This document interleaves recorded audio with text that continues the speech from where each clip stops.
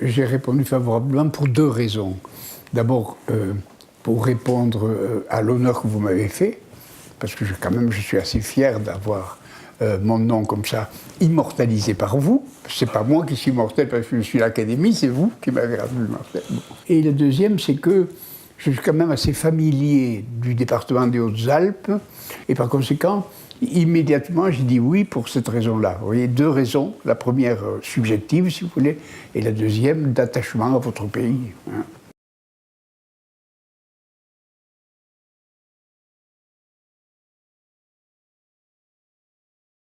Nous sortons d'une période où l'un des seuls canaux de diffusion de la culture, c'était le livre. Et on connaît l'époque bien avant. Et le seul médiation de la culture, c'était le troubadour, l'aède, celui qui chantait, celui qui racontait des histoires, etc. C'était donc oral. Bon. Puis ensuite, c'est devenu écrit. Donc c'était la période du livre. Et tout d'un coup, il s'est passé quelque chose. C'est-à-dire, il y a eu d'abord d'autres médias. La radio est arrivée lentement au XXe siècle, puis ensuite il y a eu la télévision dans les années du milieu du siècle-ci, etc. Et puis tout d'un coup, il y a eu évidemment l'arrivée d'Internet, des réseaux sociaux, etc. Et je connais bien ce problème-là parce que j'ai enseigné en Amérique, à Stanford, pendant 47 ans, dans la Silicon Valley. Par conséquent, je me suis beaucoup intéressé à ce changement de culture, à ce changement de transmission, qui est souvent très favorable, bien sûr, mais qui a évidemment pas mal d'inconvénients. Et on est en train de les découvrir aujourd'hui. Mais enfin, en tout cas, aujourd'hui, on ne peut plus seulement dire bibliothèque, puisque la transmission de la culture, c'était la période du livre, tandis que maintenant, évidemment, il y a 1001 moyens de se cultiver, et par conséquent, il vaut mieux dire médiathèque.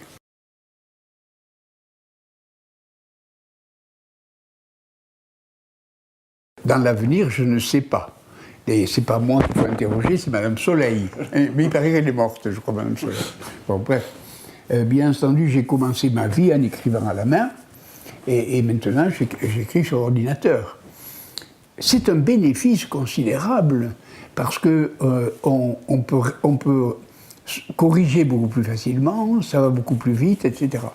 Oui, mais il y a un autre avantage, c'est qu'autrefois, pendant que j'écrivais, j'ai un problème. Je me lève, je vais dans ma bibliothèque, voir un dictionnaire, je n'ai pas le renseignement. Donc, je m'habille et je vais à la bibliothèque.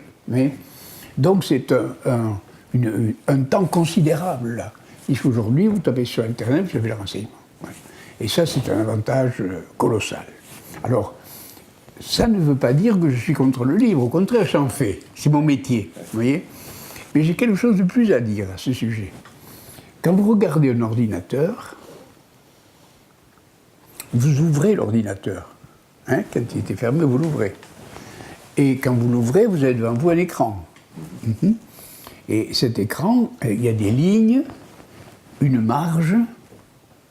C'est un livre. C'est-à-dire que je crois que les nouvelles technologies n'ont pas encore inventé la technique associée à leur invention. Vous voyez, elle est encore à l'époque du livre. Vous voyez, bon. Ce qu'il y a d'extraordinaire, je crois, dans les nouvelles technologies, c'est non seulement le renseignement, mais la rapidité d'obtention de leur renseignement. C'est-à-dire, non seulement vous avez de la mémoire stockée, mais vous avez un souvenir rapide. C'est-à-dire, vous tapez, et vous mettez Talard, et aussitôt, tout arrive sur Talard. Vous voyez, enfin, tout. Pas mal de choses, quoi. Voilà. Par conséquent, moi, je me sers de tout. Voilà. Pour le moment, je dirais volontiers qu'il n'y a pas un qui est bien meilleur que les autres, mais tous accumulés font une avancée extraordinaire de la transmission.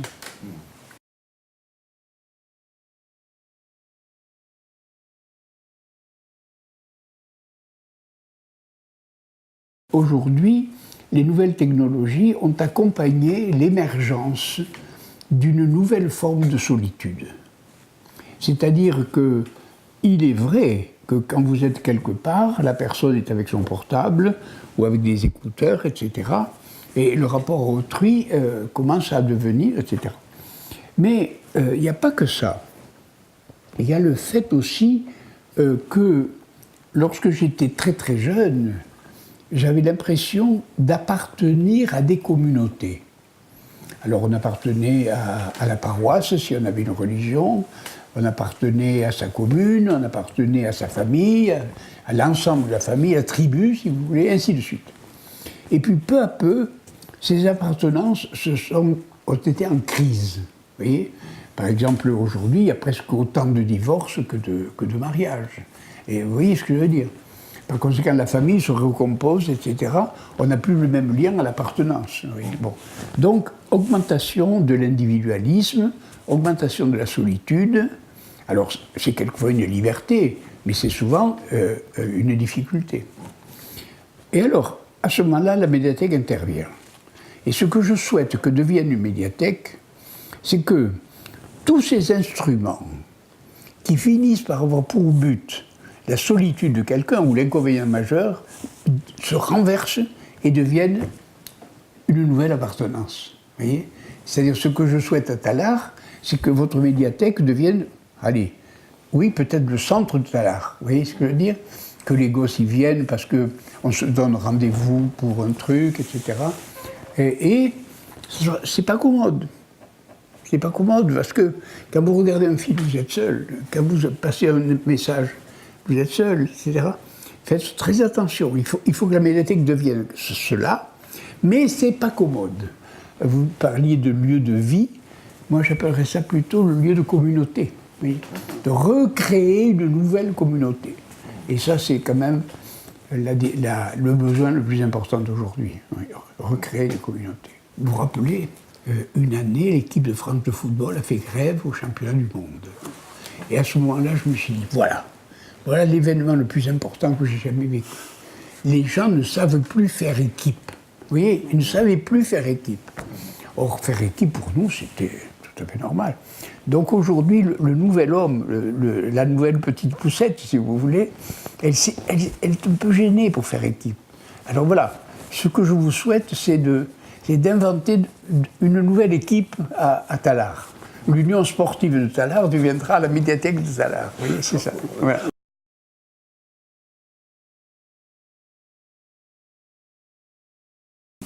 Le plus divers possible. Parce que, tenez, je vais prendre un exemple. Aujourd'hui, je fais partie de l'Académie et j'ai beaucoup d'amis dans l'Académie des sciences. Bon. Et l'Académie des sciences est désespérée. Désespérée, pourquoi ? Parce que le rapport entre la science et la société est devenu très difficile. Par exemple, vous demandez à un journaliste quels sont les 10 meilleurs chanteurs aujourd'hui, il va vous les réciter. Si vous lui demandez quels sont les 10 prix Nobel de français, il n'en connaît pas un seul. Donc, alors que il y a à peine quelques temps, Marie Curie était une héroïne nationale. Oui. Donc ils ont une rupture comme ça. Et souvent, je pense que cette rupture est arrivée parce qu'on n'a plus de Jules Verne. Vous voyez, le Jules Verne qui était la lecture qui permettait à quelqu'un qui était vraiment commençant à rentrer un peu dans tel et tel type de discipline.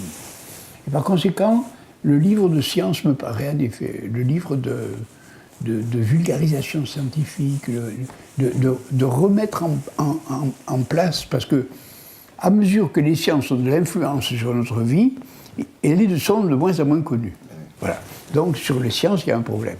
Sur le reste, il y a beaucoup moins de problèmes, parce que la BD, c'est très facile, oui, mais la BD est un très bon support, il n'y a pas de doute. Hein, oui, j'ai même fait un livre sur RG, oui, bien sûr, etc. Voilà, c'est le plus divers possible.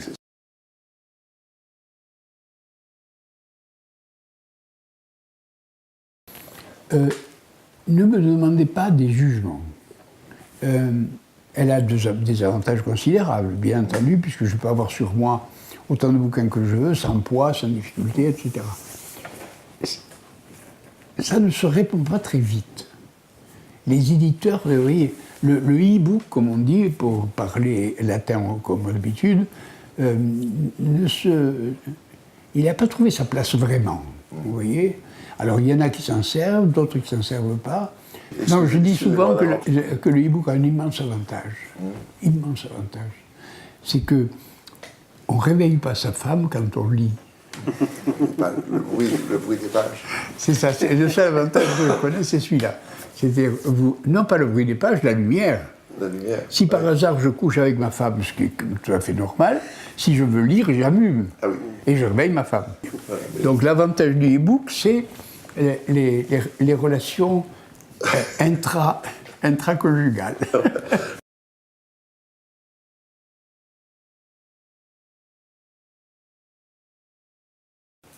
Je crois que c'est en train d'évoluer. C'est-à-dire, quand c'est apparu, ça a été foudroyant. Tout le monde parlait de ça, etc. Puis peu à peu, ça a un peu diminué d'importance, de volume, etc. Nous ne savons pas vraiment où nous en sommes sur les universités à distance. Mais que vous ayez une connexion ou deux sur ces problèmes-là, pourquoi pas? Parce que quand même, si la personne en question qui vient vous visiter doit apprendre quelque chose sur un cours, je ne sais pas moi, de mécanique quantique, je ne sais pas, mais il vaut mieux qu'il y ait un prof que des renseignements. Voilà la différence, je vais vous dire la différence. D'ailleurs, j'ai fait un peu ce péché-là dans mon livre Petite Poussette. J'ai dit qu'on avait accès à la connaissance. Ce n'est pas vrai. On a accès à l'information. Par exemple, tous les trois, monsieur le maire, vous et moi, on a décidé d'apprendre la physique quantique. On a tous les renseignements tout de suite. Mais on n'y pige rien. On n'y pige rien. On a l'information, mais on n'a pas la connaissance. Par conséquent, on a besoin de quelqu'un qui vienne, un médiateur, si vous voulez, qui vienne nous expliquer. Vous voyez donc, il y a une grosse différence entre information et connaissance. Alors, l'université à distance peut être ce médiateur. Voilà. C'est-à-dire un cours un peu clair sur cette question. Voilà.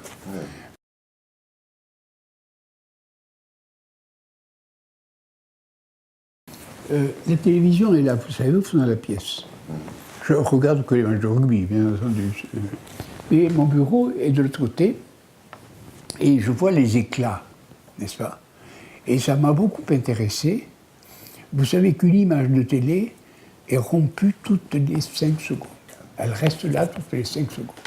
5 secondes, 8 secondes, pas plus. Vous voyez. Toc, toc, toc. On a détruit nous-mêmes l'intérêt de nos enfants. L'idée de la concentration n'existe plus parce que nous avons détruit la concentration de nos enfants. C'est notre faute. Vous voyez, on a fait exprès de détruire cette concentration. Alors tout le monde reproche aux enfants de manque de concentration, c'est nous qui l'avons fait. Vous voyez, c'était regarder une émission de télé, elle zappe sans arrêt. C'est-à-dire, on va vous dire, parler de la montagne. Alors on va vous parler des Alpes, mais aussi de l'Himalaya, mais aussi des Andes, mais aussi, bon, ça va quoi.